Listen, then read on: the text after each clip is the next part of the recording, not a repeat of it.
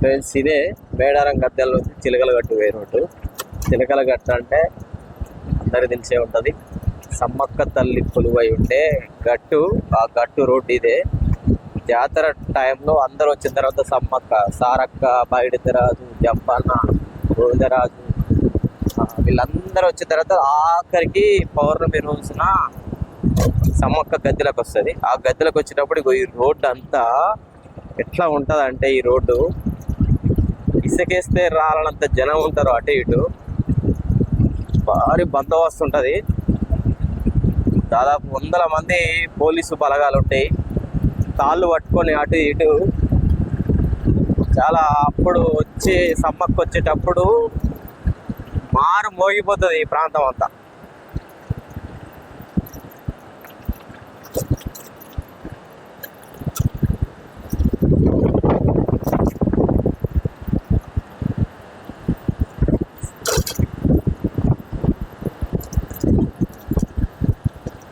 సమ్మక్క తల్లి మమ్మల్ని కాపాడుతల్లి, తప్పించు తల్లి అని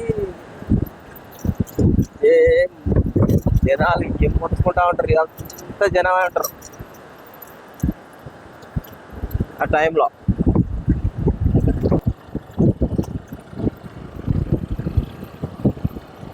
ఇక్కడ గోడ కట్టిర్రు అంటే గోడ అవతలకి ఎవరు పోవద్దని అర్థం.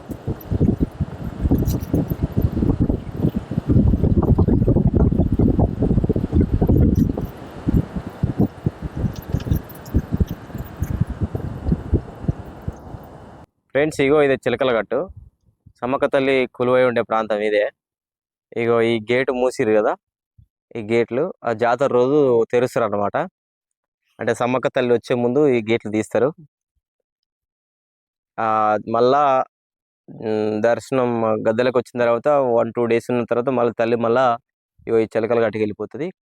అందరికి తెలుసు, కుంకుమ భరిణె రూపంలో అమ్మవారు ఇక్కడ కోయరాజులకు దొరికిందట. అప్పటి నుంచి అమ్మవారిని ఆ గద్దెల వద్దకు తీసుకొచ్చి, అంటే అక్కడ చనిపోయిన చోటుకు తీసుకొచ్చి అక్కడ 1-2 రోజులు ఉంచి పూజలు చేసి మళ్ళీ తర్వాత మళ్ళీ ఈ చిలకలగట్టుకు తీసుకుపోతారు.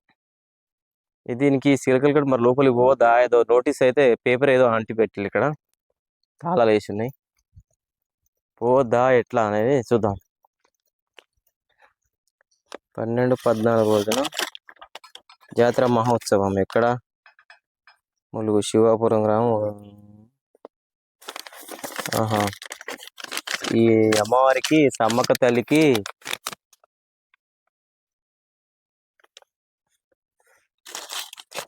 ఆహ్వాన పత్రిక ఇక్కడ పెట్టిపోయారు అనమాట. అంటే అమ్మకు అక్కడ జాతర చేస్తారు కదా, ఆహ్వాన పత్రికలు ఇక్కడ పెట్టిపోయారు. అంటే కొన్ని ప్రాంతాల్లో ప్రతి సంవత్సరం జరుగుతూ ఉంటాయి అన్నమాట ఈ మాఘమాసంలో. ఇదే అనుకుంటా తల్లి వచ్చేది ఇక్కడ నుంచి ఇట్లనే వస్తుంది అనుకుంటా. ఇట్లా కూడా ఇటు కూడా రోడ్ వేసారు. సమ్మక్క తల్లి వచ్చేది ఇగో ఇక్కడి నుంచే చూసారు కదా. ఇంకా ముందు పోదాం, చూపించే ప్రయత్నం. చిలకలగట్టు ముందు కొంచెం గోడ కట్టారు, అంటే లోపలికి ఎవరు పోకూడదు అన్న ఉద్దేశంతో.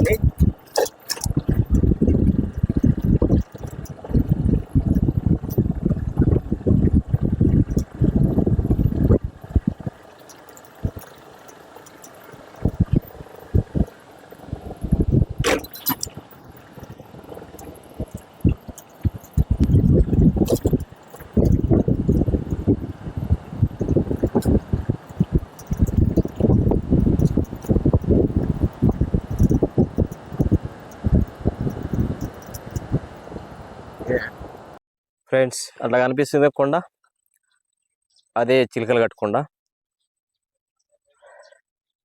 అయితే కొండ చుట్టూ కంచేసారు, ఆ గట్టు చుట్టూ ఎవరు పోకూడదు లోపల, కానీ ఇక చుట్టూ కంచేసారు.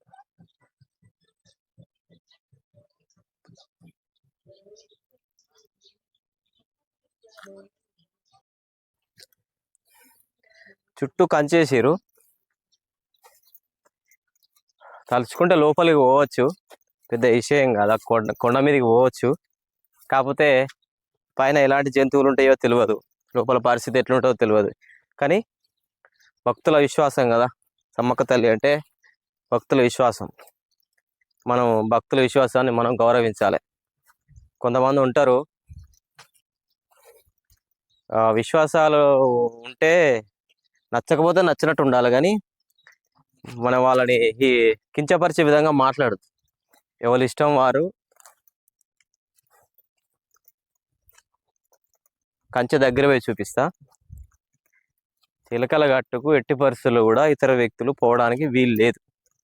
ఇతర వ్యక్తులు అంటే వాళ్ళు జస్ట్ ఎవరైతే సమ్మక్క తల్లిని వంశపారంపర్యంగా పూజించుకుంటూ వస్తున్నారో ఆ పూజారులు ఉంటారు కదా, వడ్డేలు, వాళ్ళని వడ్డేలు అంటారు. వాళ్ళు మాత్రమే ఆ కొండపైన యాక్చువల్లీ కాపలా ఉంటారు కావచ్చు, ఉంటారు ఖచ్చితంగా. ఎందుకంటే ఇంత పెద్ద జాతర జరిగేటువంటి సమ్మక్క తల్లి ఎక్కడ ఉంటుంది, ఏడు ఉంటుంది, ఏ గుహలు ఉంటుంది, ఇలాంటి తెలుసుకోవాలనే కుతూహలం ఎవరికి ఉండదు? నాకే ఉన్నది ఇప్పుడు. కానీ మనకు భక్తుల నమ్మకాన్ని మనం ఎప్పుడైనా గౌరవించాలి. భక్తులు ఏంది, మన పూర్వీకులు మనకి ఇచ్చినటువంటి ఆస్తులు ఇవన్నీ, వీటిని మనం కాపాడుకోవాలి. ముందుగా గౌరవించాలి ఫస్ట్. బందోబస్తు కంచేసిరు, దాదాపు 8 ఫీట్ల కంచె వేసిరు. కంచె దగ్గర పోయి చూద్దాం.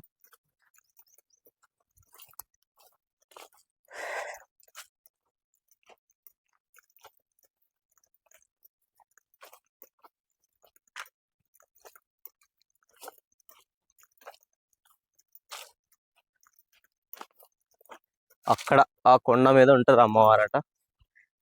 ఇక జాతర టైంలో వారం రోజుల ముందు నుంచి పూజలు ప్రారంభించి ఇక పౌర్ణమి రోజున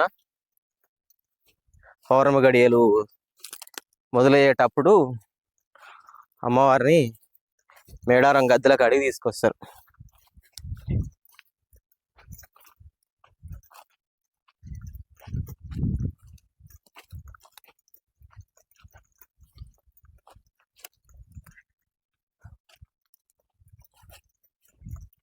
అయినా కూడా కాపలా ఉంటారు నాకు తెలిసి, ఉండాలా మరి. ఎందుకంటే ఇంత గొప్ప విశిష్టత కలిగిన సమ్మక్కకు కొంతమంది స్వార్థపరులు ఉంటారు.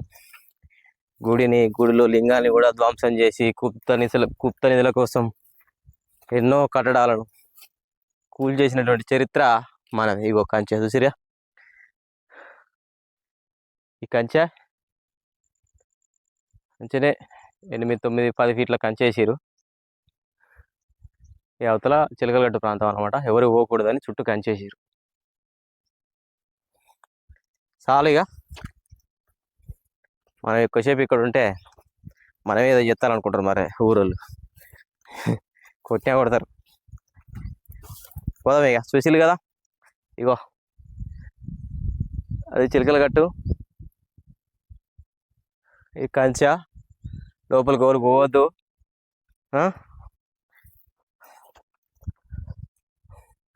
తర్వాత మీకు గద్దెలు చూపిస్తా. గద్దెల ప్రాంతం ఎట్లుంటుంది ఇప్పుడు. అప్పుడు జనాలు ఉంటారు.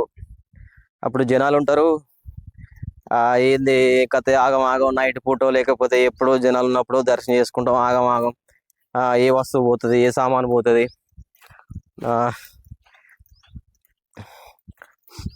వెనక తోసేసుడు ముందు నెట్టేసాడు అన్నట్టు ఆగం దర్శనం చేసుకుంటూ ఆగం తిరుగుతూ ఉంటాం. అప్పుడు జాతర అప్పుడు మనస్ఫూర్తిగా జాతరకు వచ్చినామన్న ఫీలింగు అనేది తక్కువ ఉంటుంది, వస్తుంది. కాకపోతే మొత్తం ప్రశాంతంగా కొద్దిసేపు కూర్చొని దర్శనం చేసుకొని కొంచెం కూర్చొని జాతర వాతావరణాన్ని, ఈ దేవస్థాన వాతావరణాన్ని ఆస్వాదిస్తే అప్పుడు మంచిగా అనిపిస్తుంది. హడావడిగా వస్తూ ఉంటారు, హడావడిగా పోతూ ఉంటారు. ఎందుకంటే జనం అట్లా వస్తారు, అట్లా ఉంటుంది ఇక్కడ సిచ్యువేషన్. కాబట్టి ఇప్పుడు గద్దెల ప్రాంతం ఎట్లా ఉంది అనేది చూపిస్తా. మీరైతే ఇది చూసిరు కదా కంచె. ఓకే, తర్వాత గద్దెలు చూపిస్తా.